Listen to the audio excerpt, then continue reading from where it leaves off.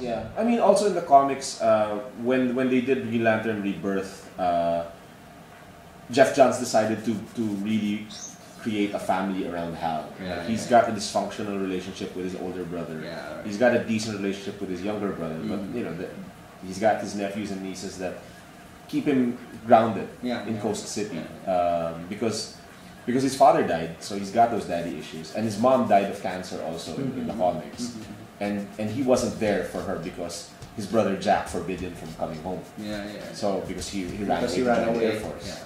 Remember? So there. Yeah, that I agree with you on that about his nephew Jason. And I mean, it was a nice way to build it up. Although, and so there were just those things, and then the other issue I had was like, there was a scene there where he has to go appeal to the Guardians for help, right?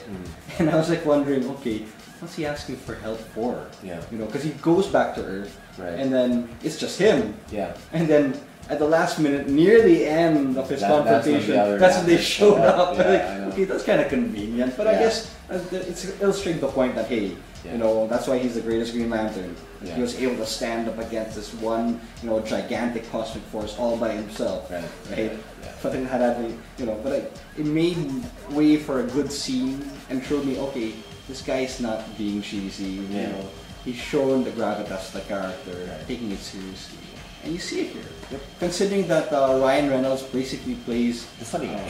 funny Always guy, the funny yeah, guy. and he tones it down. Yeah. And he's basically playing Maverick though from Top Gun. To a certain Yeah, extent. yeah. You just sit there and look pretty. Yeah, that part. Exactly. That's why I also like that they had those flight scenes. Yeah, yeah. Because it's kind of, you know, if they ever did Top Gun, now that's how good Top Gun would go. I mean, Top Gun's effects were good for 1984, but hey, it's 2011. They really take it to the next level with these flight scenes. And that's also an essential part of the Hal Jordan character. Nowadays, he's, you know, in the comics he's back in the Air Force, but when he flies his planes, he takes off the ring because it gives him that sense of danger still. You know? And of course, the Guardians, if they had their way, he'd have his ring on all the time. Yeah. But he's Hal Jordan. He's given carte blanche. So aside from that, I didn't like the music though.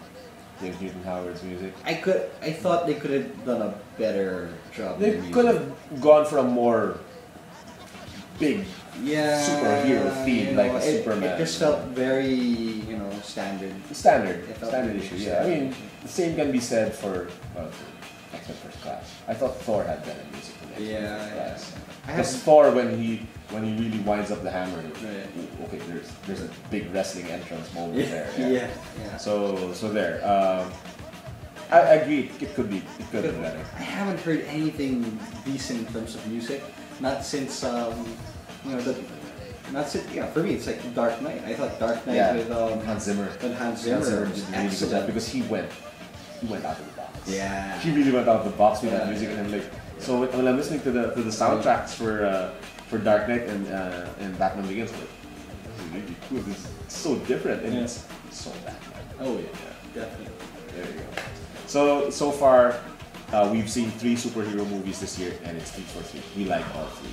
So Captain America, please, come on, I'm really bring it, hoping- Evans, bring it. I really hope it kicks ass. Yeah. That's what I'm looking forward to that one. Absolutely. Yeah. So for Green Lantern, like I said, I'm gonna give this a solid B. I'm giving it a solid B+. Yeah. On par with Thor. For me, on par with X-Men First Class. So far, we've had some pretty good movies recently. Yeah. Although, yeah, I wish though I'm waiting for the one that, you know, I can give an A to. Yeah. You know, I haven't had that. It's all been like nothing yet has broken past the B barrier for me. I think I liked Thor initially, but it's kind of gotten pushed down for me with Green Lantern X-Men First Class. First Class because I didn't have so much expectations, but wow, that blew me away when I saw it. I thought Super 8 was surprisingly good also, even though we've seen snippets of the trailer, when I still saw it, I was like, wow, really nice.